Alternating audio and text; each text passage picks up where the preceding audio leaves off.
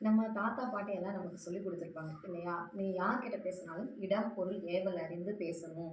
நம்ம பேசக்கூடிய சொற்கள்ல ஒரு பொறுமை இருக்கணும், நிதானம் இருக்கணும்." அப்படின்னு சொல்லியிருப்பாங்க.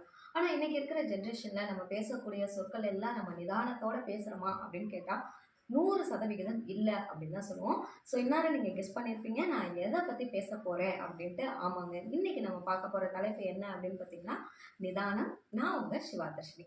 கதைக்குள்ள போலாமா? ஒரு பாம்பு இருந்துச்சு. அந்த பாம்பு என்ன பண்ணுச்சு அப்படின்னு பார்த்தீங்கன்னா, இந்த தச்சு வேலை செய்வாங்க இல்லையா? அந்த தச்சு வேலை செய்ற அந்த இடத்துக்குள்ள நுழைஞ்சிருச்சு. அந்த இடத்துக்குள்ள நுழைஞ்சு அது ஊர்ந்து போகும்போது, ஒரு ரம்பத்துல என்னாச்சு அப்படின்னு பார்த்தீங்கன்னா, அது உடம்புல கீறிருச்சு. அது கீறின உடனே அதுக்கு கோவம் வந்துருச்சு. இது என்ன நம்மள கீறுது அப்படின்னு அதுக்கு கோவம் வந்துருச்சு. உடனே என்ன ஆச்சு பார்த்தீங்கன்னா, அது வாய வச்சு நல்லா அந்த ரம்பத்த கடிக்குது. கடிக்கும்போது அந்த ரம்பத்தினுடைய கூர்மையான முனைகள் இருக்கும் இல்லையா? அந்த கூர்மையான முனைகள்ல அது வாயில பட்டு, அது வாயில இருந்து இப்ப ரத்தம் வர ஆரம்பிச்சுருச்சு. பாம்புக்கு இன்னும் கோபமும், எரிச்சலும் அதிகமாகுது. திரும்ப என்ன பண்ணுது, இது நம்மளவே தாக்குதா அப்படின்ட்டு திரும்பவும் ரொம்ப இறுக்கமா அந்த ரம்பத்த அது சுத்தி பிடிச்சுக்குது. அதுக்கு வலி அதிகமாகுது.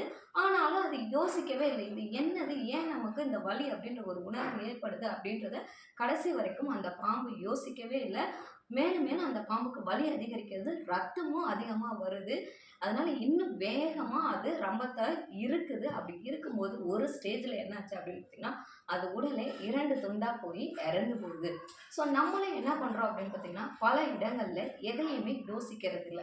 நிதானமா பேசுறது இல்ல. கோபத்துல என்ன சொற்கள பயன்படுத்துறோம் அப்படின்றது நம்ம பண்றதில்ல. அந்த பாம்பு எதற்காக தனக்கு வாயிலேருந்து ரத்தம் வருது, நமக்கு வலி ஏற்படுது அப்படின்றத கடைசி வரைக்கும் யோசிக்காத மாதிரி தான் நம்மளும் பேசக்கூடிய சொற்கள்ல, இந்த சொல் பேசினா நமக்கு நல்லது, இந்த சொல் பேசினா நமக்கு தீயது நடக்கும் அப்படின்றத யோசிக்கிறதே இல்ல. யோசிக்காம பேசுறோம். யோசிக்காம பேசுறதுனால என்ன ஆகுது அப்படின்னு பார்த்தீங்கன்னா, அன்பான உறவுகளை நம்ம இன்னைக்கு இழந்துகிட்டு இருக்கோம் இல்லைங்களா?